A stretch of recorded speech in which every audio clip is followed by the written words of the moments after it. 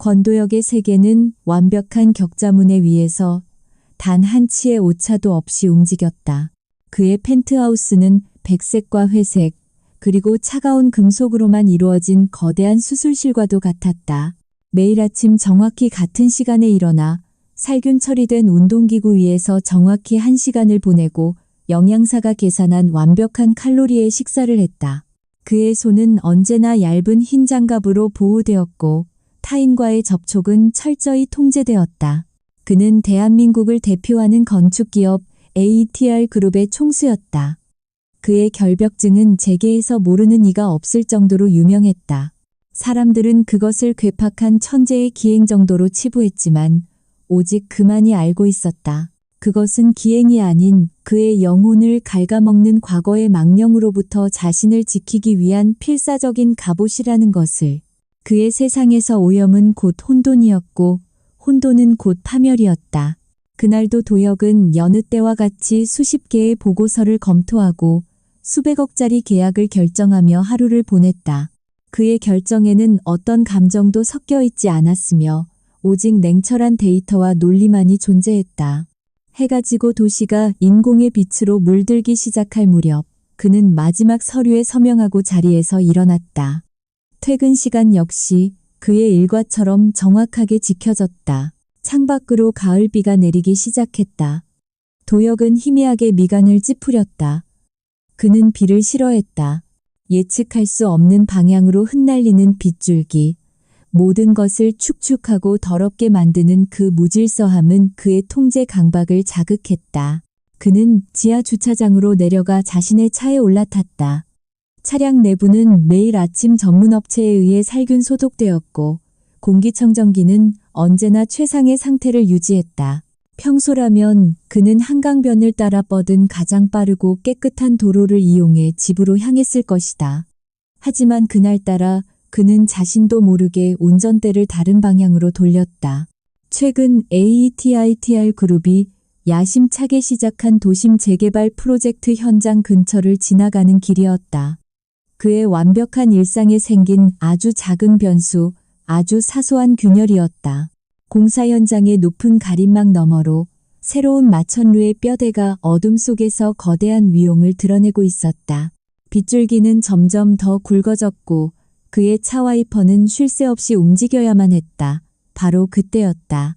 공사 현장 경계 펜스 근처 희미한 가로등 불빛 아래 무언가 쓰러져 있는 것을 그의 날카로운 눈이 포착했다. 그의 첫 반응은 무시였다. 그것은 그의 세상 밖의 일이었다. 하지만 차가 그 지점을 스쳐 지나가는 순간 그는 그것이 사람이라는 것을 그리고 가느다란 팔다리를 가진 여자라는 것을 알아보았다. 그의 발이 자신도 모르게 브레이크를 밟았다. 차는 부드럽게 갓길에 멈춰섰다. 그의 머릿속에서 경고음이 울렸다. 위험하다, 오염되었다. 가서는 안 된다. 이것은 너의 영역이 아니다. 그의 이성은 소리쳤지만 그의 몸은 움직이지 않았다. 그는 차 안에서 비를 맞으며 진흙탕 위에 쓰러져 있는 그 낯선 형체를 응시했다. 여자는 미동도 없었다. 이대로 내버려 둔다면 그녀는 저체온증으로 밤을 넘기지 못할지도 몰랐다. 그는 수십 년간 자신을 지배해왔던 강박과 그보다 더 깊은 곳에 숨겨져 있던 인간의 원초적인 양심 사이에서 격렬하게 갈등했다. 결국 그가 차문을 열었다. 차가운 빗줄기가 그의 완벽하게 세팅된 머리카락과 값비싼 수트 위로 쏟아져 내렸다. 그는 구두가 지늘게 빠지는 불쾌한 감촉을 느끼며 여자에게로 다가갔다. 가까이서 본 그녀는 젊고 창백했으며 의식을 잃은 듯 보였다. 그녀의 무릎에서는 날카로운 건축 자재에 긁힌 듯한 상처에서 붉은 피가 흘러나와 빗물과 섞이고 있었다. 도역의 속에서 역겨움이 치밀어 올랐다. 피, 흙피. 그가 세상에서 가장 혐오하는 것들의 조합이었다. 그는 당장이라도 등을 돌려 자신의 안전하고 깨끗한 차로 돌아가고 싶었다. 하지만 그의 발은 마치 땅에 뿌리라도 내린 것처럼 꼼짝도 하지 않았다. 그는 여자의 고통스러운 표정에서 아주 오래전 잊었다고 생각했던 어떤 기억의 파편을 보았다. 그는 이를 악물었다. 그리고 자신의 인생에서 가장 상상할 수 없었던 행동을 했다. 그는 자신의 수트 재킷을 벗어 진흙탕 위에 깔았다. 그리고 그 위에 무릎을 꿇었다. 그의 완벽했던 세계가 진흙과 빗물 속에서 무너져 내리는 순간이었다. 그는 차에서 비상용 구급상자를 가져왔다. 그리고 습관처럼 의료용 라텍스 장갑을 꺼내 손에 꼈다. 그의 손길은 건축 도면을 다룰 때처럼 정교하고 냉정했다. 그는 소독용 거즈로 그녀의 상처 주변의 흙을 조심스럽게 닦아냈다. 그의 모든 신경이 그녀의 피부에 직접 닿지 않으려는 필사적인 노력에 집중되어 있었다. 그는 상처를 소독하고 능숙하게 붕대를 감았다. 그 모든 과정 속에서 그의 얼굴은 어떤 감정도 읽을 수 없는 차가운 가면을 쓰고 있었다. 바로 그때 한 대의 차가 골목길을 천천히 지나갔다. 헤드라이트 불빛이 그들을 환하게 비추었다. 차 안에 있던 사람은 대한민국에서 가장 유명한 결벽증 환자인 ATR 그룹의 총수가 빗속의 진흙탕에 무릎을 꿇고 낯선 여자의 상처를 치료하고 있는 비현실적인 광경을 목격했다. 그 목격자는 바로 그의 회사에서 그를 끌어내릴 기회만을 노리고 있던 박상진 이사의 운전기사였다. 도혁은 그 시선을 느끼지 못했다. 그는 오직 눈앞의 상처에만 집중하고 있었다. 그가 붕대를 다 감았을 무렵 여자가 희미한 신음과 함께 천천히 눈을 떴다. 짙은 갈색에 길 잃은 사슴처럼 겁에 질린 눈동자였다. 그녀는 자신의 무릎을 치료하고 있는 낯선 남자를 보고 공포에 질려 몸을 뒤로 물리려 했다. 그녀의 움직임에 도혁은 마치 전기라도 통한 것처럼 화들짝 놀라며 뒤로 물러섰다. 자신이 무슨 짓을 했는지 그제야 깨달은 것이다. 그는 방금 자신의 가장 큰 금기를 깨뜨렸다. 그는 혼란과 자기 혐오에 휩싸여 자리에서 일어났다. 그는 그녀에게 어떤 말도 건네지 않았다. 그는 그저 차에서 마시지 않은 생수 한 병을 꺼내 그녀 옆에 내려놓았을 뿐이다. 그리고 그는 마치 전염병 환자에게서 달아나듯 서둘러 자신의 차로 돌아갔다.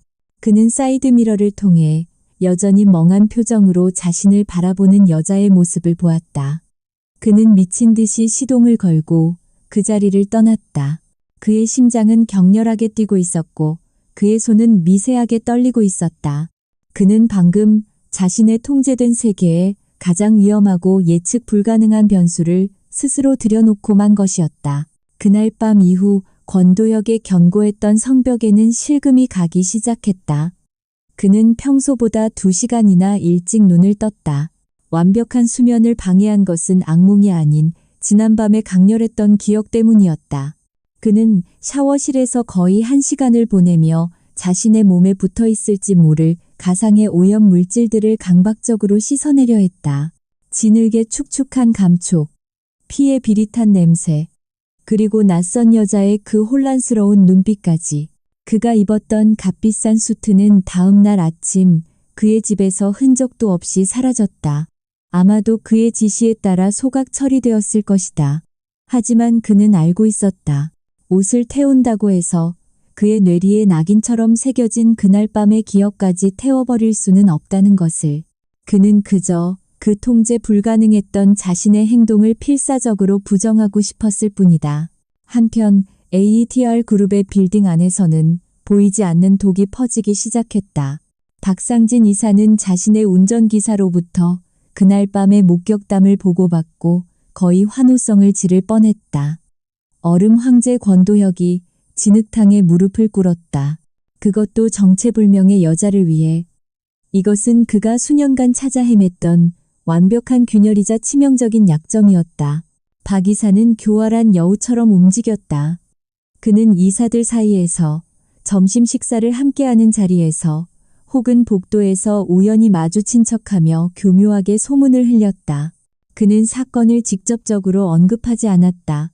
그는 그저 요즘 권 대표의 안색이 좋지 않다거나 그의 판단력이 예전 같지 않다는 식의 걱정을 가장한 독침을 쏘았을 뿐이다. 소문은 날개를 단 듯 거대한 빌딩의 모든 층으로 퍼져나갔다.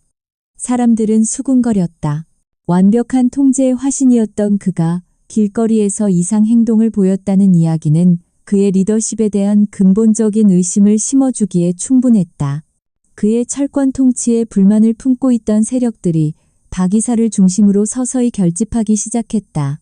권도혁은 자신의 제국 안에서 벌어지는 미세한 공기의 변화를 즉시 감지했다.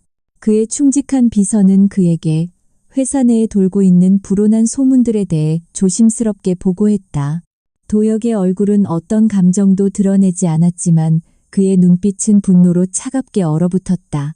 그는 이 모든 것의 배후에 누가 있는지, 그리고 그들의 목표가 무엇인지를 정확히 꿰뚫어 보고 있었다. 그는 자신의 가장 큰 두려움이 현실이 되고 있음을 깨달았다. 통제력의 상실. 그는 이 문제를 무시할 수 없었다. 그 낯선 여자는 이제 그의 의도와는 상관없이 그의 인생에 침투한 가장 위험한 변수가 되어버렸다. 그는 분노를 억누르고 CEO로서 가장 합리적인 결정을 내렸다. 변수를 통제하기 위해서는 그 변수를 자신의 통제권 안으로 가져와야만 했다. 그는 자신의 비서에게 명령했다. 그날 밤 그 여자에 대한 모든 것을 알아내 이름, 직업, 가족, 그리고 현재 상황까지 단 하나도 빠짐없이. 그의 목소리에는 어떤 감정도 실려 있지 않았지만 그 안에는 거역할 수 없는 냉혹한 결단력이 담겨 있었다. 그는 이제 사냥을 시작할 준비를 하고 있었다. AETR 그룹의 정보팀에게 한 사람의 신상을 파악하는 것은 어려운 일이 아니었다. 몇 시간 후 도혁의 책상 위에는 윤채아라는 이름의 파일이 놓여 있었다. 그녀는 재능 있는 조경 건축가였지만 현실의 벽 앞에서 고군분투하고 있었다. 그녀가 운영하는 작은 디자인 스튜디오는 파산 직전이었고 그녀는 자신의 꿈을 포기해야 할 위기에 처해 있었다. 도혁은 그녀의 포트폴리오를 훑어보았다. 그의 눈이 잠시 멈춘 곳은 그녀가 과거에 제출했다가 탈락했던 어느 버려진 도심공원을 생태 정원으로 바꾸는 프로젝트 제안서였다. 그녀의 디자인은 대담하고 혁신적이었으며 무엇보다 생명에 대한 깊은 존중이 담겨 있었다. 그는 그녀의 재능과 그녀의 절박함을 동시에 보았다. 그리고 완벽한 계획을 세웠다. 며칠 후 윤채아는 AETR 그룹의 비서실로부터 연락을 받았다. 대한민국 최고의 건축회사가 자신의 작은 스튜디오에 면접을 제안했다는 사실을 그녀는 믿을 수가 없었다. 그녀는 이것이 혹시 잘못 걸려온 전화는 아닌지 몇 번이고 확인해야만 했다. 그녀는 며칠 밤을 새워 자신의 최고의 작업들을 정리하여 프레젠테이션을 준비했다. 면접 당일, 그녀는 거대한 유리와 강철로 이루어진 AETL 그룹의 빌딩 로비에 서서 그 압도적인 위용에 잠시 숨을 멈췄다. 그녀는 최고층, 도시의 모든 것이 발 아래로 내려다 보이는 CEO의 사무실로 안내되었다. 그리고 그곳에서 그녀는 자신의 인생을 송두리째 바꿔놓을 남자를 마주했다. 권도혁은 거대한 책상 뒤에 앉아 어떤 표정도 없이 그녀를 바라보고 있었다. 그녀는 그가 며칠 전 밤 자신을 구해준 남자라는 것을 즉시 알아보았다. 그녀가 놀라움과 혼란 속에서 무슨 말을 해야 할지 몰라 망설이고 있을 때 그가 먼저 입을 열었다. 그의 목소리는 그날 밤의 그 남자라고는 믿기지 않을 만큼 차갑고 사무적이었다. 그는 그날 밤의 일에 대해서는 단 한마디도 언급하지 않았다. 그는 마치 처음 만나는 사람을 대하듯 그녀의 포트폴리오에 대한 칭찬으로 대화를 시작했다. 그는 특히 그녀의 생태공원 프로젝트 제안서에 깊은 인상을 받았다며 그것이 AETR 그룹이 추구하는 미래의 가치와 정확히 일치한다고 말했다. 그리고 그는 본론을 꺼냈다. AETR 그룹은 도심의 흉물로 방치된 폐공장을 서울의 새로운 랜드마크가 될 거대한 에코가든으로 바꾸는 프로젝트를 시작할 계획입니다. 그리고 나는 그 프로젝트의 총괄 디렉터로 윤채아 씨 당신을 영입하고 싶습니다. 채아는 자신의 귀를 의심했다. 이것은 신인 건축가에게는 주어질 수 없는 꿈 같은 제안이었다. 그녀는 그의 의도를 의심했다. 이것은 동정일까? 아니면 그날 밤의 일에 대한 보상일까? 그녀는 자신의 자존심이 그런 식의 자선을 받아들이는 것을 용납할 수 없었다. 그녀는 그의 제안을 거절해야만 한다고 생각했다. 하지만 도혁은 그녀의 마음을 읽고 있었다는 듯이 말을 이었다. 이것은 자선이 아닙니다. 윤채아 씨. 나는 당신의 재능을 삽니다. 프로젝트의 모든 예산과 권한은 당신에게 위임될 것입니다. 당신은 당신의 비전을 어떤 방해도 받지 않고 마음껏 펼칠 수 있을 겁니다. 이것은 당신에게는 기회이고 나에게는 투자입니다. 그의 차가운 거래의 언어가 역설적이게도 그녀의 마음을 움직였다. 그는 그녀를 동정의 대상이 아닌 동등한 비즈니스 파트너로 대하고 있었다. 이것은 그녀의 재능에 대한 대한민국 최고의 전문가가 내리는 최고의 인정이었다. 파산 직전의 스튜디오와 자신의 꿈을 포기해야 할지도 모르는 현실 앞에서 그녀는 이 제안을 거절할 수 없었다. 채아는 길고 긴 침묵 끝에 마침내 고개를 끄덕였다. 그녀는 단 하나의 조건을 내걸었다. 프로젝트에 대한 완전한 창작의 자유를 보장해달라는 것이었다. 도혁은 망설임 없이 그러겠노라고 약속했다. 그날 두 사람 사이에는 거액의 프로젝트 계약서가 작성되었다. 그녀는 자신의 꿈을 구원해준 악마와 손을 잡은 것인지도 몰랐다. 그는 그녀를 자신의 통제된 세계 안으로 완벽하게 들여놓았다. 윤채아의 첫 출근은 마치 잘 소독된 유리 상자 안으로 들어가는 것과 같았다. AETR 그룹의 본사는 권도혁이라는 남자의 내면을 그대로 복제해 놓은 듯한 공간이었다. 모든 벽은 백색이었고 모든 가구는 날카로운 직선으로 이루어져 있었으며 공기 중에는 희미한 소독약 냄새가 감돌았다. 그녀에게 배정된 임시 사무실 역시 사방이 투명한 유리로 된 감옥과도 같았다. 그녀는 자신의 책상 위에 집에서 가져온 작은 허브 화분 하나를 올려놓았다.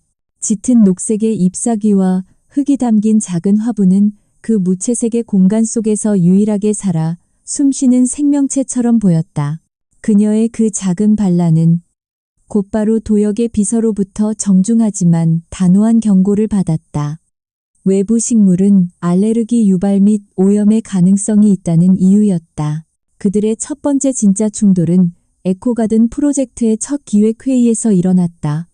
채아는 자신의 비전을 담은 컨셉 보드를 펼쳐 보였다. 그녀가 꿈꾸는 정원은 잘 다듬어진 분재 같은 공간이 아니었다.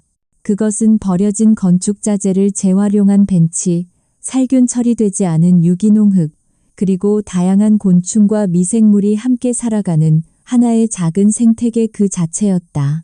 회의실의 모든 임원들은 그녀의 대담한 제안에 당황했고 상석에 앉은 권도혁의 얼굴은 평소보다 더욱 차갑게 굳어 있었다. 그는 장갑을 낀 손으로 테이블을 신경질적으로 쓸어내렸다. 그는 정원의 안전성과 청결성에 대해 집요하게 질문하기 시작했다.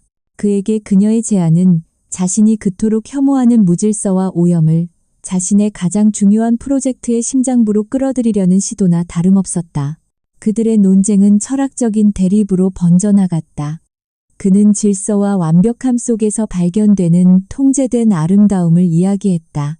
그에게 정원이란 건축의 연장선상에 있는 또 하나의 완벽한 구조물이어야만 했다.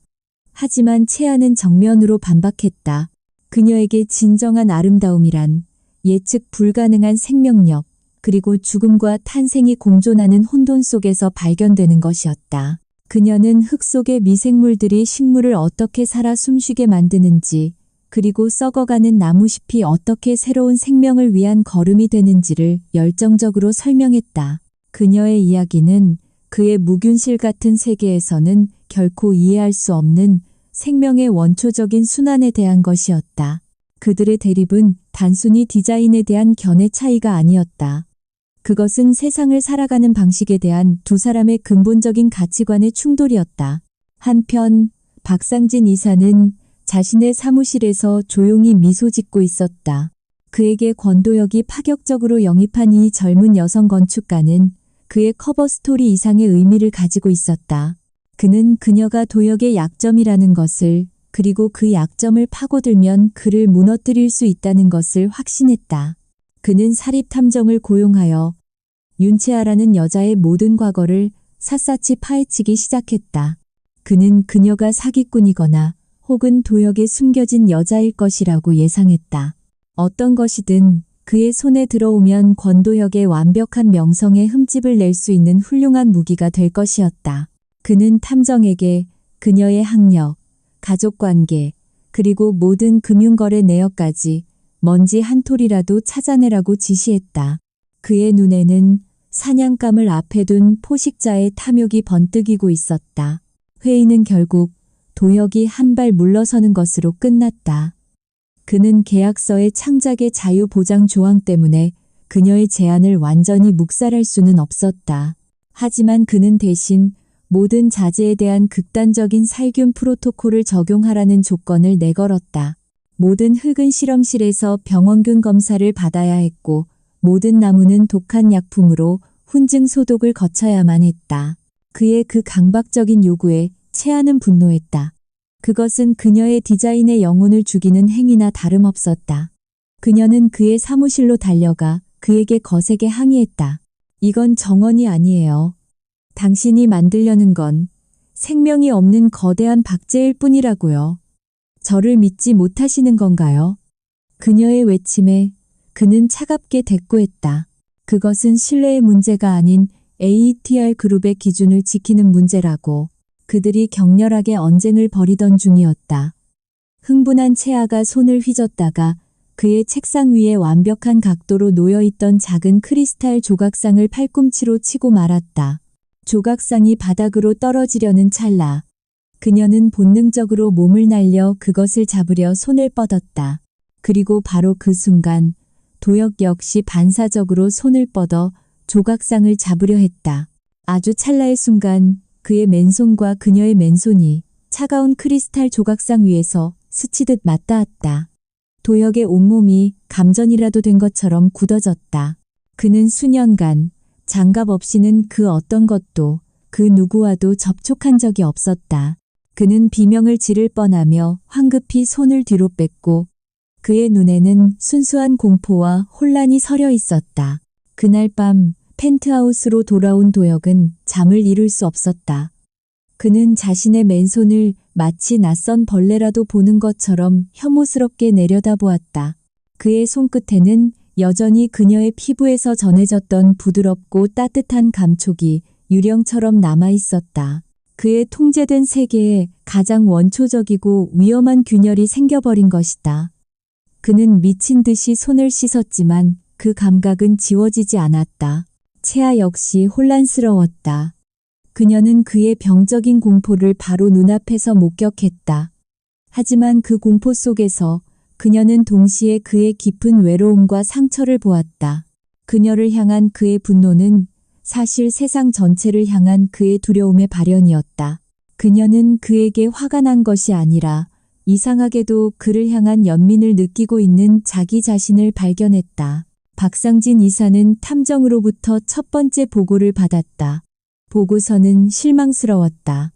윤채아의 과거는 너무나도 깨끗했다. 그녀는 정말로 고아로 자라 장학금을 받으며 묵묵히 자신의 길을 걸어온 평범한 노력파였다. 하지만 박 이사는 포기하지 않았다. 너무 완벽하게 깨끗하다는 것 자체가 오히려 더 큰 무언가를 숨기고 있다는 증거일 수도 있었다. 그는 탐정에게 돈은 얼마가 들든 상관없으니 그녀의 과거를 더 깊이 파헤치라고 그녀가 숨기고 있는 진실을 찾아내라고 명령했다. 박상진 이사는 자신의 거미줄을 조용히 그리고 정교하게 치고 있었다.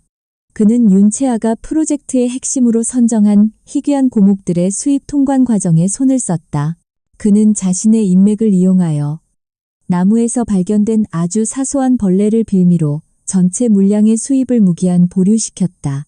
프로젝트의 전체 일정이 그 보이지 않는 거미줄에 걸려 휘청거리기 시작했다. 채아는 패닉에 빠졌다. 대체할 나무를 구할 수 있는 곳은 국내에서 단 한 곳뿐이었다. 경기도 외곽에 위치한 괴팍한 노인이 운영하는 개인 수목원이었다. 그곳의 나무들은 최고였지만 동시에 그곳은 현대적인 시설과는 거리가 먼 말 그대로 흙과 자연으로만 이루어진 야생의 공간이었다. 그리고 그 노인은 전화로는 절대 거래하지 않는 것으로 유명했다.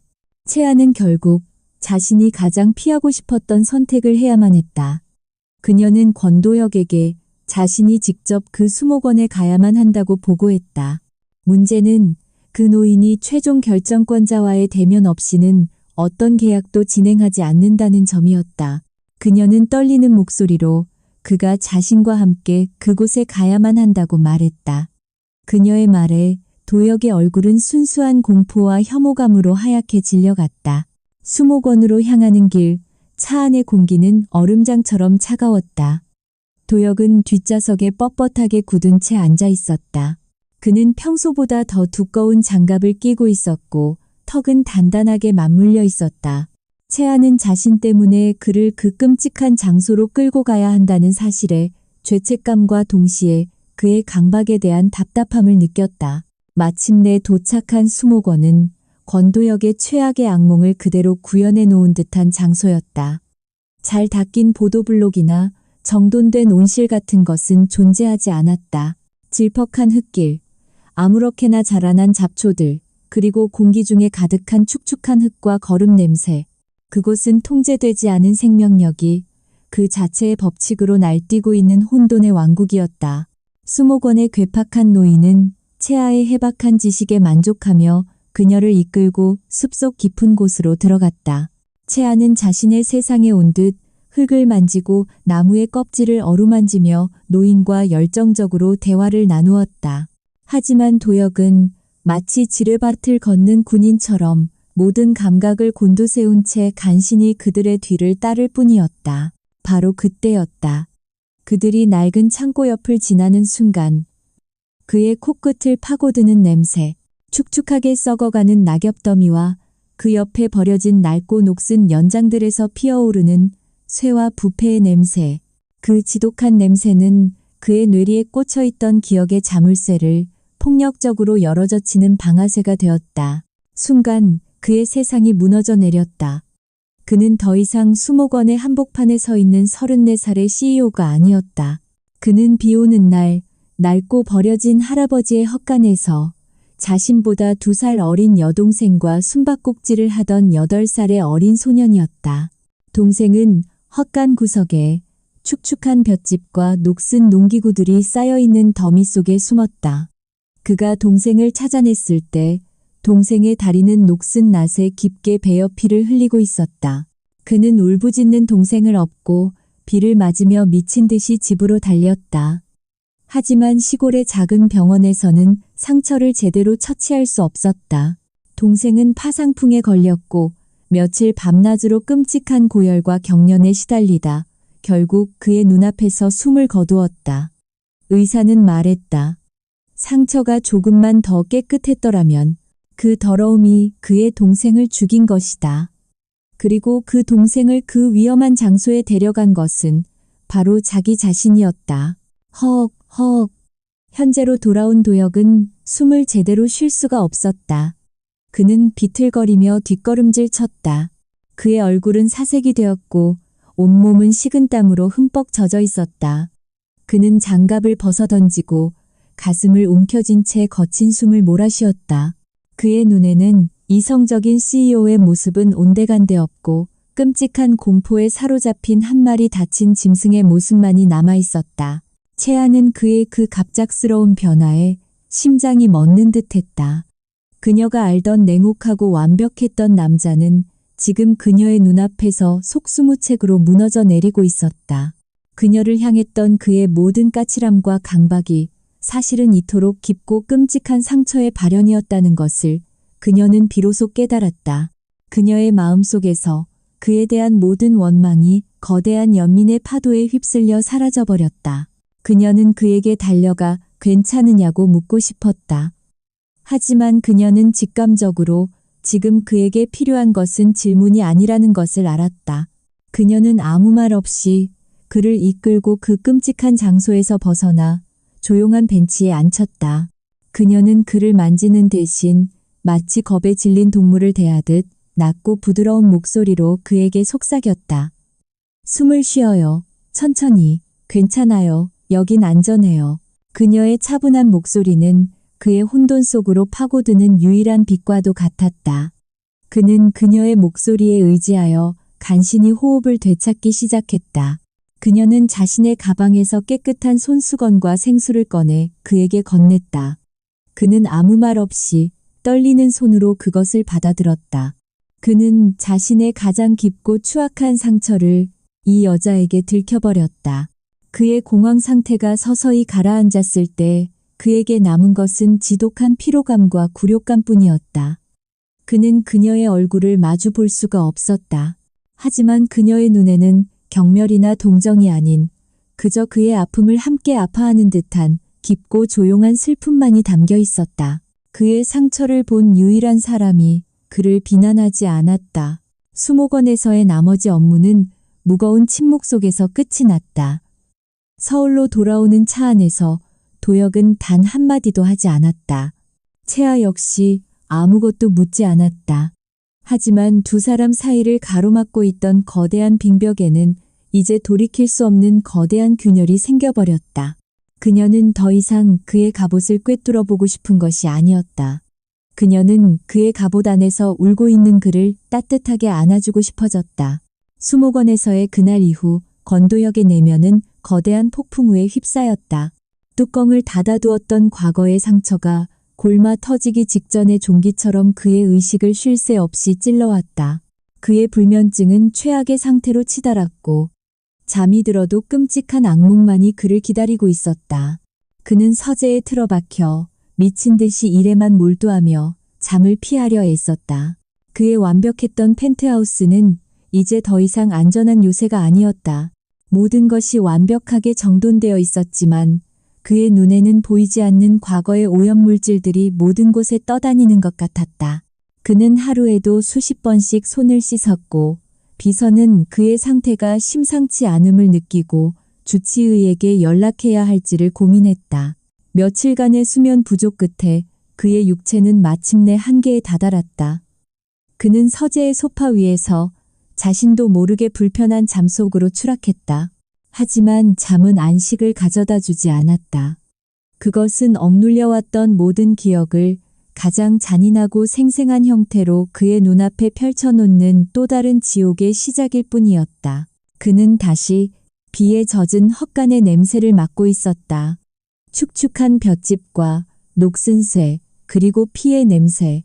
그의 눈앞에서 여동생의 창백한 얼굴이 고통으로 일그러진 채 그를 원망하듯 바라보고 있었다. 오빠 때문이야. 환청이 그의 뇌리를 날카롭게 파고들었다. 그는 비명을 지르며 그 끔찍한 환영으로부터 벗어나려 필사적으로 몸부림쳤다. 그의 거친 손길이 침대 옆에 작은 협탁을 휩쓸었다. 협탁 위에 놓여있던 유일한 액자. 그가 세상에서 유일하게 사랑했던 여동생의 웃는 얼굴이 담긴 사진이 바닥으로 떨어지며 쨍그랑 하는 날카로운 소리와 함께 산산조각이 났다. 그 유리가 깨지는 소리는 그의 악몽 속 굉음과 뒤섞여 그를 혼돈의 심연으로 밀어넣었다. 바로 그 시각 윤채아는 그의 펜트하우스 문 앞에 서 있었다. 그녀는 긴급한 프로젝트 보고를 핑계로 사실은 며칠째 소식이 없는 그가 걱정되어 찾아온 것이었다. 문은 잠겨있지 않았다. 그녀는 조심스럽게 안으로 들어섰다. 칠흑 같은 어둠과 숨막히는 정적이 그녀를 맞았다. 불길한 예감이 그녀의 심장을 차갑게 짓눌렀다. 그녀는 그의 침실 문틈으로 새어나오는 희미한 신음소리를 들었다. 그녀는 망설임 끝에 문을 열고 안으로 들어섰다. 그리고 그곳에서 그녀는 자신의 인생에서 가장 충격적인 광경을 마주했다. 방 안은 마치 폭풍이 휩쓸고 지나간 듯한 고요한 파괴의 현장이었다. 그리고 그 중심에 권도혁이 있었다. 그는 바닥에 주저앉아 있었다. 그의 주변에는 날카로운 유리 파편들이 위태롭게 흩어져 있었다. 그의 손에서는 유리 조각에 베인 상처에서 붉은 피가 흘러내리고 있었다. 그는 상처의 고통조차 느끼지 못하는 듯 텅 빈 눈으로 바닥에 떨어진 낡은 사진 한 장만을 멍하니 내려다보고 있었다.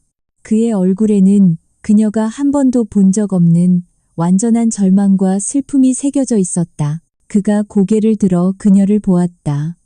그의 눈에는 자신의 가장 추악한 모습을 들켰다는 지독한 수치심과 분노가 함께 서려 있었다. 나가.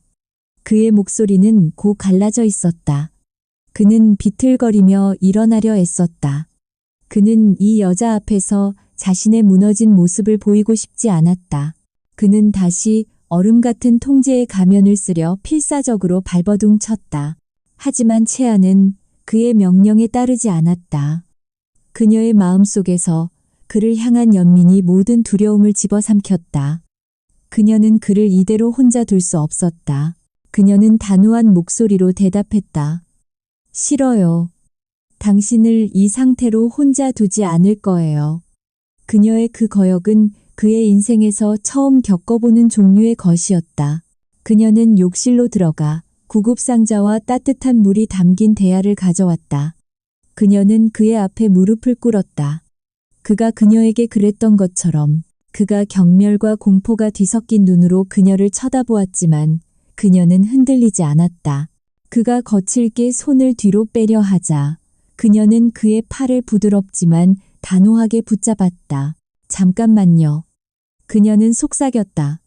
그녀는 따뜻한 물에 적신 거즈로 그의 손에 묻은 피와 작은 유리 조각들을 조심스럽게 닦아내기 시작했다. 그리고 마침내 그녀의 따뜻하고 부드러운 손가락이 소독약을 바르기 위해 그의 상처 주변의 맨살에 닿았다. 그 순간 그의 온몸이 경직되었다. 그것은 그에게 불에 대는 것보다 더 강렬하고 낯선 감각이었다. 20년이 넘는 세월 동안 그는 타인의 맨살이 자신의 몸에 닿는 것을 허락한 적이 없었다. 그의 뇌는 역겨움과 공포의 신호를 보냈지만 동시에 그의 심장은 그녀의 손끝에서 전해져 오는 그 부드러운 온기에 미친 듯이 반응하고 있었다. 그는 저항하는 것을 포기했다. 그녀는 그의 상처를 소독하고 능숙하게 붕대를 감아주었다. 그녀의 모든 행동에는 어떤 망설임이나 두려움도 없었다. 그녀는 그의 병적인 공포를 그저 한 사람의 깊은 상처로 받아들이고 있었다. 그녀의 그 침착함과 따뜻함 앞에서 그의 수십 년 된 갑옷은 속수무책으로 녹아내리고 있었다. 붕대를 다 감은 후 그녀는 말없이 바닥의 유리 조각들을 치우기 시작했다. 그녀는 바닥에 떨어진 낡은 사진을 조심스럽게 집어들었다. 사진 속에는 해맑게 웃고 있는 어린 소녀가 있었다. 그녀는 그 소녀가 누구인지 묻지 않았다. 그녀는 그저 사진을 조심스럽게 탁자 위에 올려놓았다. 도혁은 그 모든 광경을 멍하니 지켜보고 있었다. 이 여자는 자신의 가장 깊고 어두운 지옥을 보았다. 하지만 그녀는 비명을 지르거나 도망치지 않았다. 그녀는 경멸하거나 동정하지도 않았다. 그녀는 그저 묵묵히 그의 곁에 머물며 그의 상처를 닦아주고 그의 무너진 세계를 함께 치워주고 있었다. 채아는 모든 정리를 마친 후 조용히 자리에서 일어났다. 그녀는 그에게 어떤 위로의 말도 건네지 않았다. 그녀는 그저 저는 거실에 있을게요. 필요하면 부르세요. 라는 말만을 남기고 조용히 그의 방을 나갔다. 그녀는 그에게 혼자 있을 시간이 필요하다는 것을 알고 있었다. 도혁은 홀로 남은 방에서 자신의 손에 감긴 하얀 붕대를 내려다보았다. 그리고 탁자 위에 놓인 여동생의 사진을 보았다. 그의 마음속에서 꽁꽁 얼어붙어 있던 무언가가 뜨거운 눈물과 함께 터져나왔다. 그것은 슬픔의 눈물이 아니었다. 그것은 수십 년 만에 처음으로 누군가에게 자신의 상처를 보이고 위로받았다는 사실에 대한 기묘한 안도감의 눈물이었다. 권도혁의 무너진 밤을 지켜준 이후 두 사람 사이에는 조용하고 미세한 변화의 기류가 흐르기 시작했다. 그는 더 이상 침실문 뒤에 자신을 가두지 않았다. 때로는 늦은 밤 거실 소파에 앉아 그녀의 하프 연주를 조용히 듣기도 했고 그녀가 프로젝트에 대해 이야기할 때면 이전과 달리 진지한 질문을 던지며 그녀의 세계를 이해하려 노력했다. 빙벽 같던 그의 왕국에 그녀라는 온기가 스며들고 있었다. 윤채아의 에코가든 프로젝트 역시 순조롭게 진행되었다. 그녀의 혁신적인 디자인은 건축계에서 조금씩 입소문을 타기 시작했고 ATR 그룹 내부에서도 처음의 우려와는 달리 긍정적인 평가가 흘러나왔다. 그녀는 자신의 꿈을 펼칠 수 있는 완벽한 무대를 얻었고 권도혁은 안정적인 수면을 되찾았다. 모든 것이 제자리를 찾아가는 듯한 위태로운 평화였다. 하지만 그 평화를 어둠 속에서 지켜보는 자가 있었다. 박상진 이사는 권도혁의 상태가 호전되고 그가 영입한 정체불명의 여자 역시 승승장구하고 있다는 사실에 조바심을 느꼈다. 그는 자신이 심어놓은 불안의 씨앗이 예상치 못한 방식으로 긍정적인 결과를 낳고 있다는 것을 용납할 수 없었다. 그는 더 정교하고 더 잔인한 다음 계략을 준비하기 시작했다. 그는 사립탐정으로부터 받은 보고서에서 윤채아의 과거가 너무나도 깨끗하다는 사실에 분노했다. 과거가 깨끗하다면 현재의 흠집을 만들면 되는 것이었다. 그는 건축계의 어두운 일면을 잘 알고 있었다. 그는 돈으로 평론가를 매수하고 거짓된 증거를 만들어내는 방식으로 수많은 신인들의 꿈을 짓밟아왔다. 그는 윤채아에게도 똑같은 덫을 놓기로 결심했다. 박 이사는 유럽의 한 유명 건축가가 과거에 발표했던 대중에게는 잘 알려지지 않은 생태 건축 디자인 하나를 찾아냈다. 그것은 채아의 디자인과 표면적으로 몇 가지 유사점을 가지고 있었다. 그는 전문 위조 기술자를 고용하여 그 유럽 건축가의 디자인을 교묘하게 모방한 가짜 초기 스케치들을 만들어냈다. 그리고 디지털 파일의 타임스탬프를 채아의 프로젝트 제안서보다 앞선 날짜로 조작했다. 마침내 그의 독이 든 화살이 발사되었다. 한 선정적인 온라인 언론사를 통해 ATADR 그룹의 신데렐라, 사실은 표절 전문가라는 제목의 기사가 터져 나왔다. 기사는 박 이사가 흘린 조작된 증거들을 바탕으로 채아의 에코가 든 디자인이 사실은 유럽의 유명 건축가의 작품을 교묘하게 베낀 것이라고 주장했다. 대중은 그럴듯하게 조작된 증거 앞에서 쉽게 선동되었다. 세상의 모든 스포트라이트가 순식간에 비난의 화살이 되어 채아에게로 쏟아졌다. 그녀의 이름은 실시간 검색어 순위에서 내려올 줄을 몰랐고 그녀의 개인 SNS에는 온갖 악의적인 댓글들이 넘쳐났다. 그녀가 자신의 영혼을 담아 창조했던 꿈의 정원은 하루아침에 도둑질한 작품이라는 오명을 뒤집었었다. 그녀는 자신의 사무실에 홀로 앉아 망연자실한 표정으로 노트북 화면만을 바라보고 있었다. ATR 그룹의 긴급 이사회가 소집되었다. 박상진 이사는 회사의 명예를 걱정하는 충신을 연기하며 이 모든 사태의 책임을 윤채아에게 돌렸다.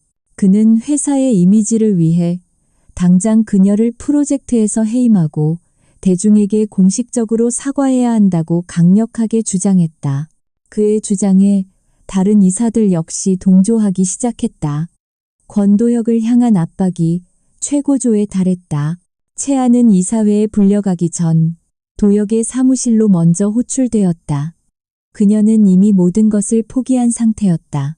그녀는 자신의 불행이 자신을 믿어준 그에게까지 피해를 입혔다는 사실에 절망적인 죄책감을 느끼고 있었다. 그녀는 그의 앞에 서서 모든 책임을 지고 프로젝트에서 물러나겠다고 떨리는 목소리로 말했다. 그녀의 눈에는 이미 눈물조차 말라버린 깊은 절망이 담겨 있었다. 권도혁은 그녀의 사직서를 받지 않았다. 그는 여전히 어떤 감정도 읽을 수 없는 무표정한 얼굴이었다. 그는 책상 뒤에 앉아 그녀를 꿰뚫어 볼 듯이 응시했다. 그리고 그는 단 하나의 질문만을 던졌다. 당신이 했습니까? 그의 목소리는 낮고 차가웠지만 그 안에는 미세한 떨림이 섞여 있었다. 채아는 그의 눈을 똑바로 마주 보았다. 그리고 단호하게 고개를 저었다. 그것으로 충분했다. 그는 그녀에게 아무 걱정하지 말고 자신을 믿으라고 말했다. 그는 이사회실로 향했다.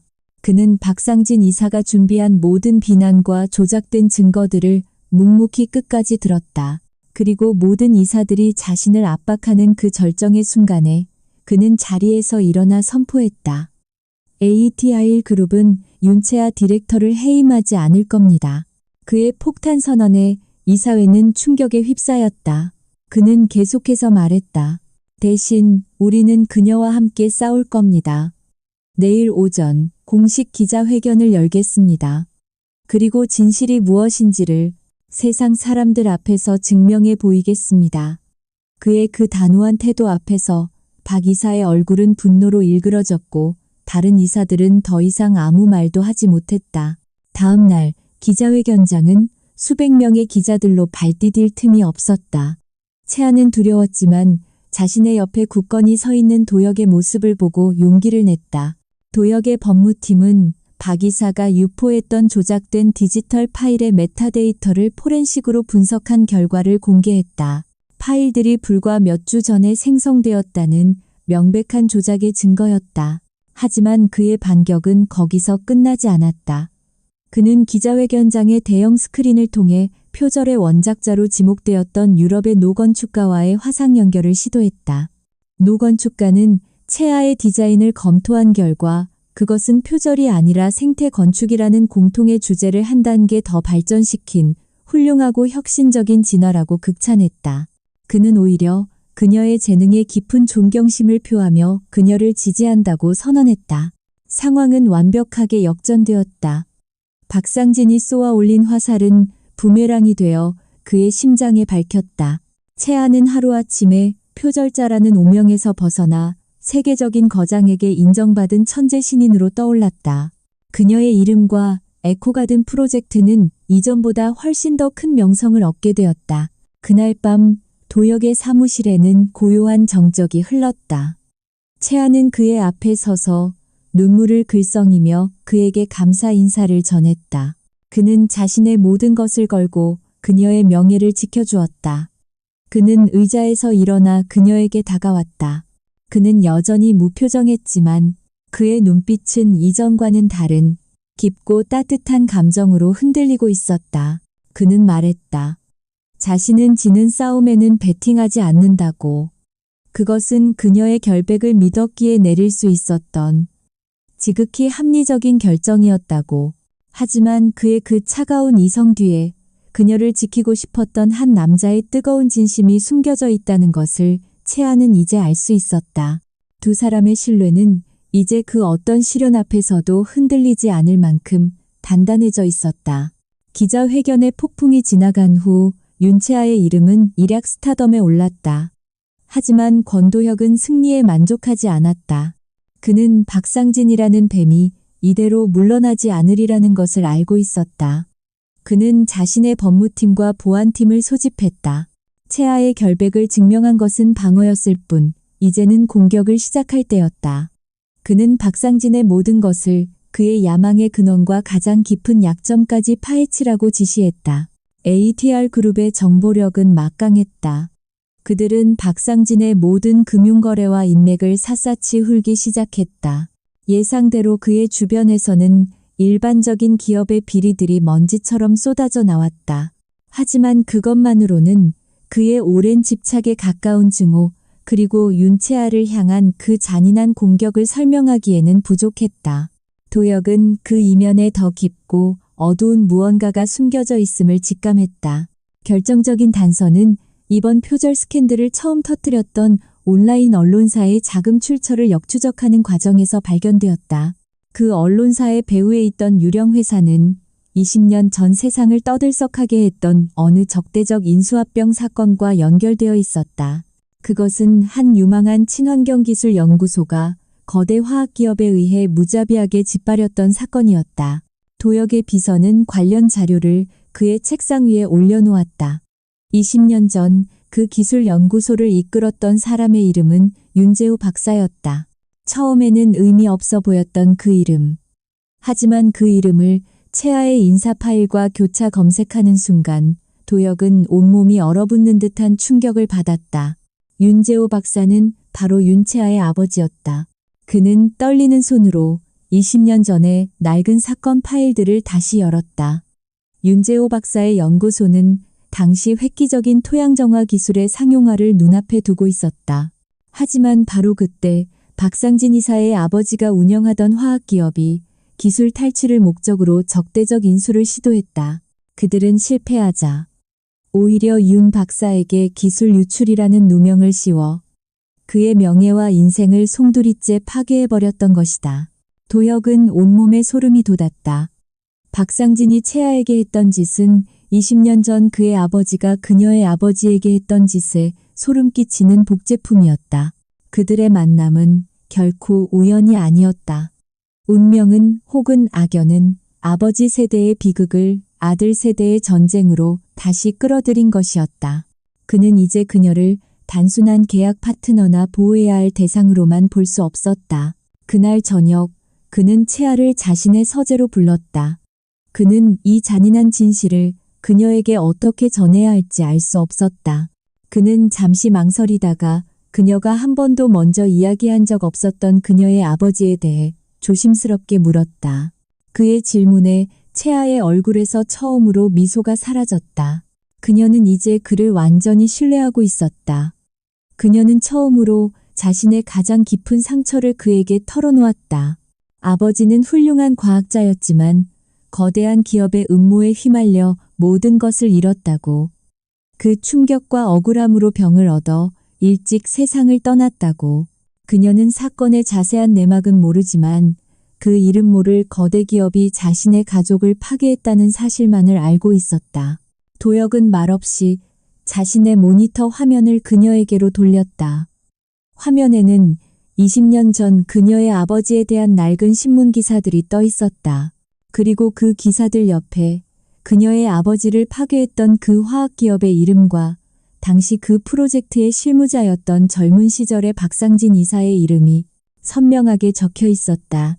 채아는 화면을 응시했다. 그녀의 얼굴에서 핏기가 가시는 것을 그는 지켜볼 수밖에 없었다. 자신의 현재를 괴롭히고 있는 그 적이 자신의 과거를 파괴했던 그 원수의 아들이었다. 그녀의 가족을 불행으로 몰아넣었던 그 추상적인 괴물이 마침내 구체적인 얼굴을 가지게 된 순간이었다. 그녀의 눈에서 뜨거운 눈물이 흘러내렸다. 그 눈물은 슬픔의 눈물이 아니었다. 그것은 수십 년간 억눌려왔던 분노와 마침내 모든 조각이 맞춰졌다는 처절한 깨달음의 눈물이었다. 그녀의 개인적인 복수와 도혁의 기업 전쟁은 이제 하나의 거대한 운명으로 합쳐졌다. 두 사람은 더 이상 서로 다른 이유로 싸우고 있지 않았다. 그들에게는 이제 공동의 적이 생겼다. 그들의 관계는 다시 한번 새로운 차원으로 진화했다. 그들은 더 이상 CEO와 직원 혹은 보호자와 피보호자가 아니었다. 그들은 세대를 넘어 이어진 잔인한 악연을 끊어내기 위해 운명적으로 만난 두 명의 동지였다. 그들은 서로의 눈을 바라보았다. 그 눈빛 속에는 연민이나 감사가 아닌 공동의 목표를 향한 굳건한 신뢰와 결의가 담겨 있었다. 도혁의 무균실 같던 세상은 이제 운명이라는 이름의 지독히도 인간적인 혼돈으로 가득 차게 되었다. 그리고 채아의 외로운 생존 투쟁은 이제 정의를 위한 거대한 전쟁이 되었다. 그들을 묶어준 것은 더 이상 차가운 계약서가 아니었다. 그것은 피와 눈물로 얼룩진 과거의 상처라는 이름의 그 어떤 계약보다도 더 단단하고 질긴 끈이었다. 과거의 진실이라는 판도라의 상자가 열린 후 권도혁과 윤채아의 관계는 새로운 국면을 맞이했다. 그들은 더 이상 서로를 탐색하거나 경계하지 않았다. 늦은 밤, 도혁의 서재는 이제 두 사람의 공동작전 본부가 되었다. 거대한 테이블 위에는 에코가든의 설계도와 복잡한 데이터 분석 자료들이 펼쳐져 있었고 두 사람은 나란히 앉아 마지막 전쟁을 위한 전략을 세우고 있었다. 그들의 대화 방식은 완전히 달라져 있었다. 그는 더 이상 일방적으로 지시하거나 그녀의 의견을 평가하지 않았다. 그는 그녀의 직관과 창의적인 통찰력을 자신의 전략적 사고와 동등한 위치에 놓고 존중했다. 그녀 역시 더 이상 그의 냉정함에 상처받거나 주눅들지 않았다. 그녀는 그의 논리에 숨겨진 허점을 날카롭게 파고들었고 때로는 더 대담한 대안을 제시하며 그를 놀라게 했다. 도혁은 박상진 이사를 단순히 회사에서 해고하는 것만으로는 부족하다고 말했다. 그의 부패는 생각보다 훨씬 더 깊고 광범위하게 그룹 내부에 뿌리내리고 있었다. 그를 완벽하게 제거하기 위해서는 그의 손발을 묶고 다시는 재개할 수 없도록 부인할 수 없는 범죄의 증거를 잡아내야만 했다. 그들은 박상진이 스스로 함정 속으로 걸어 들어오게 만들기로 결심했다. 계획의 중심에는 다시 에코가든이 있었다. 채아는 자신이 설계한 정원의 가장 핵심적인 시스템, 즉 인공지능을 통해 제어되는 복잡한 관계 및 온도 조절 시스템을 가리켰다. 이 시스템은 프로젝트의 심장이자 동시에 가장 치명적인 아킬레스건이 될 수 있었다. 그녀는 바로 그 심장부에 적을 유인하기 위한 덫을 놓자고 제안했다. 그녀의 계획은 대담했다. 중앙 제어 시스템의 보안 코드 안에 아주 교묘하고 미세한 백도어를 일부러 만들어 두자는 것이었다. 그것은 외부의 전문가가 보기에는 신입 프로그래머가 저지른 사소한 실수처럼 보일 것이었다. 하지만 박상진처럼 불법적인 해킹에 익숙한 자에게는 놓칠 수 없는 유혹의 손짓이 될 것이 분명했다. 도혁은 그녀의 아이디어를 즉시 완벽한 작전으로 발전시켰다. 에코가든의 공식 개장식은 정재계의 모든 주요 인사들과 언론이 주목하는 거대한 행사가 될 것이었다. 만약 그 행사 도중 관계 시스템이 치명적인 오류를 일으켜 정원의 가장 중요한 중앙 온실을 오염된 물로 가득 채워버린다면 그것은 권도혁과 AETR 그룹의 명성에 회복할 수 없는 타격을 입힐 완벽한 공개적 망신이었다. 박상진은 그 달콤한 미끼를 결코 거부하지 못할 것이었다. 도혁은 그룹 내에서도 극소수만이 아는 자신의 그림자 역할을 하는 보안 전문가를 비밀리에 불렀다. 세 사람은 며칠 밤낮으로 완벽한 함정을 설계했다. 그들은 백도어를 만들고 박상진이 심어놓은 내부 스파이가 그 실수를 발견하고 보고할 수밖에 없도록 정교한 단서들을 내부 통신망 곳곳에 흘려두었다. 이 숨막히는 공작 속에서도 두 사람의 개인적인 유대감은 더욱 깊어져 갔다. 늦은 밤 작전 회의가 끝나면 그들은 함께 조용한 식사를 했다. 그는 그녀의 지친 얼굴을 걱정했고 그녀는 그의 손목에 남은 희미한 상처를 볼 때마다 마음 아파했다. 그들의 전쟁은 이제 서로의 상처를 지켜주기 위한 공동의 사투가 되어가고 있었다. 박상진은 예상대로 미끼를 물었다. 표절 스캔들의 실패 이후 궁지에 몰려있던 그는 IT 부서 내부의 스파이로부터 에코가든 제어 시스템의 잠재적인 원격 접속 허점에 대한 보고를 받았다. 그는 이것이 하늘이 내린 기회라고 권도혁의 오만한 질주를 멈출 수 있는 마지막 한 수라고 확신했다. 그는 권도혁을 그리고 세상의 모든 언론이 지켜보는 그 공식 개장식의 밤에 그에게 인생 최악의 굴욕을 안겨주기로 결심했다. 그는 어둠의 세계에서 활동하는 최고의 해커팀을 고용했다. 그의 지시는 단 하나였다. 개장식의 가장 중요한 순간에 시스템에 침투하여 관계 시스템을 폭주시키고 모든 것을 물바다로 만들어버리라는 것이었다. 도혁과 채아의 팀은 박상진의 해커들이 자신들이 파놓은 덫 주위를 맴돌고 있다는 것을 확인했다. 모든 것은 계획대로 움직이고 있었다. 이제 남은 것은 마지막 막이 오르기를 기다리는 것뿐이었다. 개장식을 하루 앞둔 밤 도혁과 채아는 펜트하우스의 발코니에 나란히 서서 저 멀리 보이는 에코가든의 거대한 유리돔을 바라보았다. 도시의 불빛 아래 유리돔은 마치 거대한 보석처럼 신비롭게 빛나고 있었다. 그곳은 채아의 꿈이 담긴 공간이자 이제 곧 그들의 적을 심판할 거대한 심판대가 될 것이었다. 두 사람은 아무 말도 하지 않았지만 서로의 눈빛 속에서 같은 목표와 서로를 향한 굳건한 신뢰를 읽고 있었다. 에코가든의 개장식 날 밤 거대한 유리돔 안은 수백 개의 조명으로 대낮처럼 밝았다. 대한민국의 모든 주요 인사들과 전 세계에서 날아온 건축가들, 그리고 수많은 언론 매체들이 그 안을 가득 메우고 있었다. 그들은 AETR 그룹이 창조해낸 이 경이로운 도심 속 오아시스에 아낌없는 찬사를 보내고 있었다. 모든 것이 권도혁의 완벽한 승리를 예고하는 듯 보였다. 윤채아는 행사장 한쪽에서 자신이 창조해낸 이 거대한 생명의 공간을 벅찬 눈으로 바라보고 있었다. 몇 달 전 비를 맞으며 길바닥에 쓰러져 있던 자신을 떠올렸다. 그녀는 이제 자신의 이름으로 세상의 작품을 선보이는 당당한 디렉터가 되어 있었다. 그녀의 곁에는 언제나처럼 굳건한 권도혁이 서 있었다. 그의 얼굴은 평소와 같은 무표정이었지만 그녀는 그의 눈빛 속에서 희미한 자랑스러움을 읽을 수 있었다. 도시의 시장과 문화부 장관의 축사가 끝나고 마침내 권도혁이 무대 위로 올라섰다.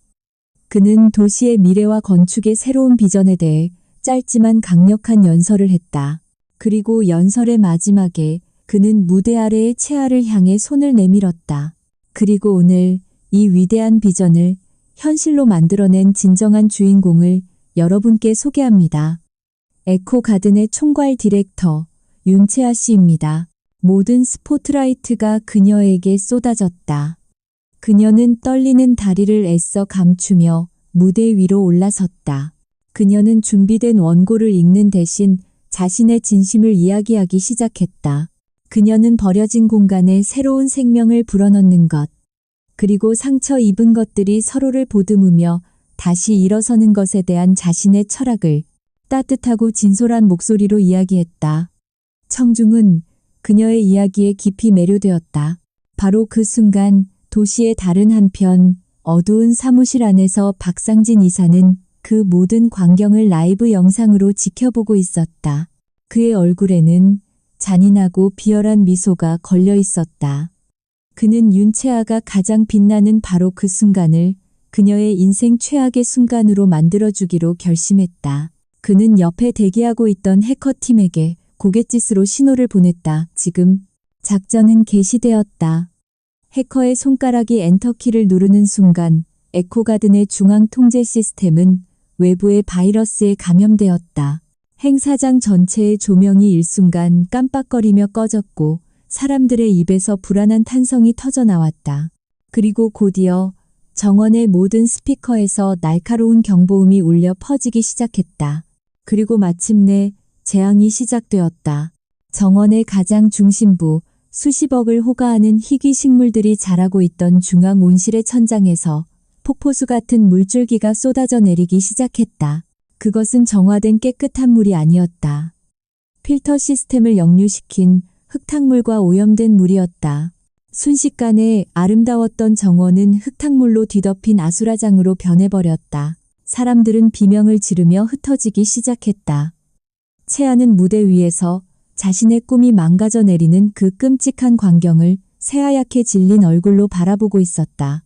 그녀의 눈에는 계산된 연기를 넘어선 진심 어린 절망감이 서려 있었다. 이 모든 것이 계획의 일부라는 것을 알면서도 자신의 창조물이 파괴되는 것을 보는 것은 끔찍한 고통이었다. 어두운 사무실 안에서 박상진은 모니터 속의 혼돈을 보며 광기 어린 웃음을 터뜨렸다. 완벽한 승리였다. 권도혁의 가장 위대한 업적은 이제 대한민국 전체가 지켜보는 앞에서 최악의 실패작이 되었다. 그의 시대는 이제 끝났다. 그는 샴페인 잔을 들어 자신의 완벽한 승리를 자축했다. 행사장의 혼돈이 극에 달했을 때 권도혁이 침착하게 무대 중앙으로 걸어 나왔다. 그는 마이크를 잡았다. 그의 목소리는 그 어떤 소음보다도 더 크고 단단하게 장례를 울렸다. 여러분, 잠시만 진정해 주시기 바랍니다. 그는 혼란에 빠진 사람들을 둘러보았다. 이것은 사고가 아닙니다. 모든 사람들의 시선이 그에게로 쏠렸다. 그는 정면의 방송 카메라를 마치 화면 너머의 박상진을 꿰뚫어 보듯이 차갑게 응시했다. 그리고 그는 자신의 기술팀에게 신호를 보냈다. 무대 뒤에 거대한 스크린이 다시 환하게 켜졌다. 그 위에는 방금 전과는 전혀 다른 충격적인 영상이 재생되기 시작했다. 화면은 두 개로 분할되어 있었다. 한쪽 화면에는 방금 전 박상진의 사무실 내부가 숨겨진 카메라에 의해 생생하게 재생되고 있었다. 그리고 다른 한쪽 화면에는 박상진과 해커팀이 화상통화를 하며 이 모든 파괴 행위를 지시하고 모의하는 장면이 그들의 목소리와 함께 똑똑히 녹화되어 있었다. 그의 얼굴, 그의 목소리, 그의 범죄. 모든 것이 만천하에 드러났다.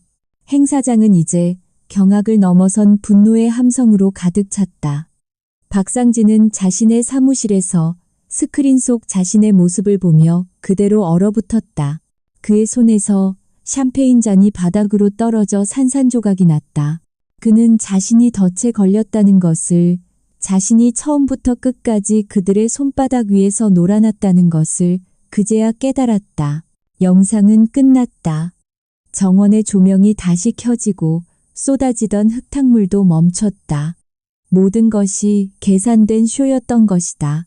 권도혁은 차가운 목소리로 이 모든 증거가 이미 검찰에 넘어갔으며 지금 박상진 이사의 사무실로 수사관들이 향하고 있다고 선포했다. 그의 심판은 완벽하고도 무자비했다.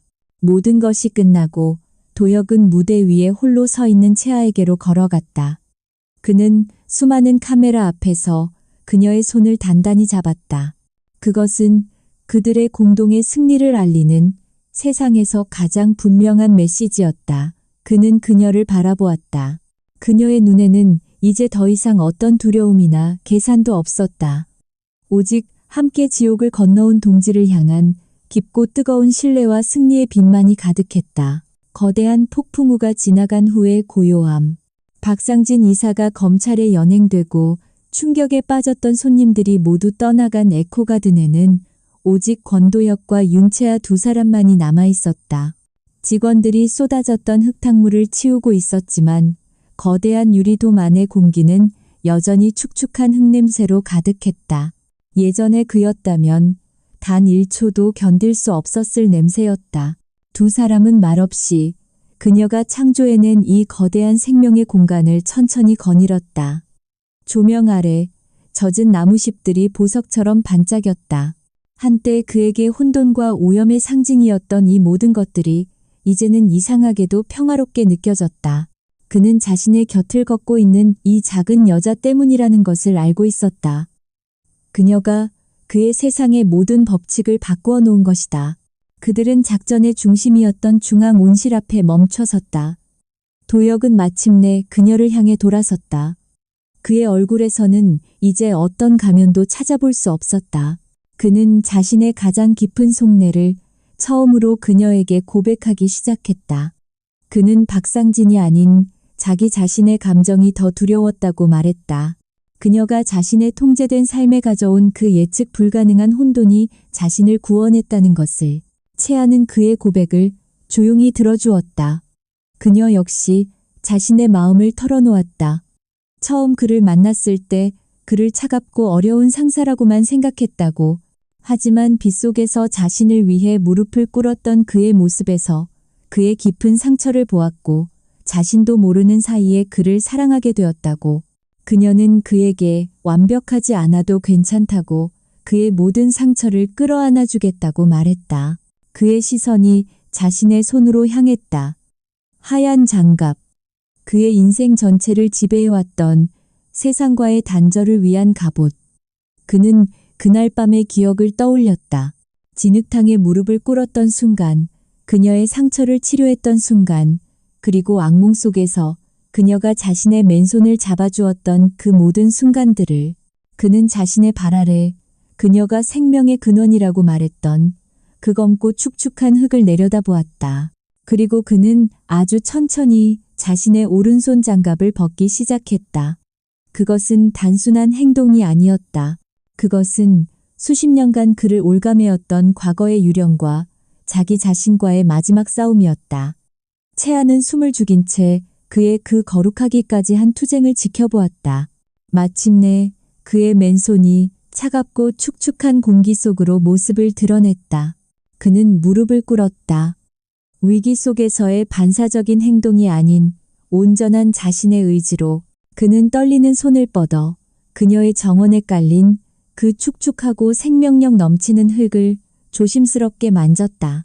그의 손끝으로 차갑고 부드러운 흙의 감촉이, 그 안에 담긴 수많은 생명의 숨결이 그대로 전해져 왔다.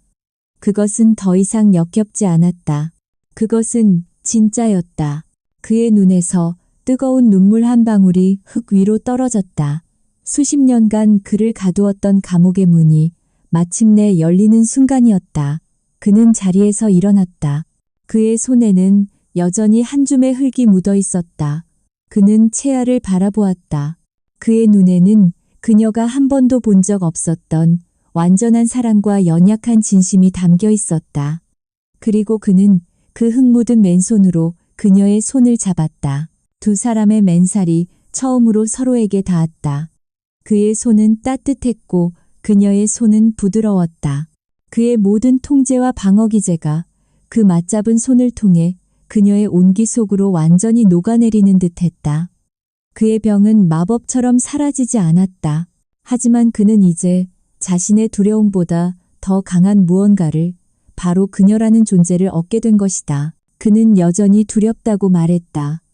그의 상처를 치유하는 것은 아주 긴 여정이 될 것이라고. 채아는 미소를 지으며 그의 손을 더욱 단단히 잡았다.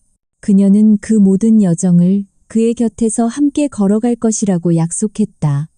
그들을 묶어준 것은 더 이상 위태로운 계약이 아닌 영원한 사랑의 약속이었다. 몇 달 후, 주말의 따스한 햇살이 이제는 두 사람의 보금자리가 된 저택의 정원을 비추고 있었다. 권도혁과 윤채아는 나란히 쪼그리고 앉아 작은 허브 묘목을 심고 있었다. 그의 얼굴에는 더 이상 얼음 황제의 가면을 찾아볼 수 없었다. 그의 손에는 장갑이 없었고 흙이 묻은 채 아내를 바라보는 그의 얼굴에는 세상에서 가장 행복하고 평화로운 미소가 걸려 있었다. 그는 더 이상 완벽함을 추구하지 않았다. 그는 이제 비뚤어지게 자라나는 작은 풀 한 포기에서도, 흙 속에서 꿈틀거리는 작은 벌레 한 마리에서도 아름다움을 발견할 줄 아는 남자가 되어 있었다. 그는 그녀와 함께 세상의 불완전함 속에서 진정한 행복을 찾아낸 것이다. 상처에서 시작되었던 그들의 사랑은 마침내 두 사람 모두를 치유하고 구원했다.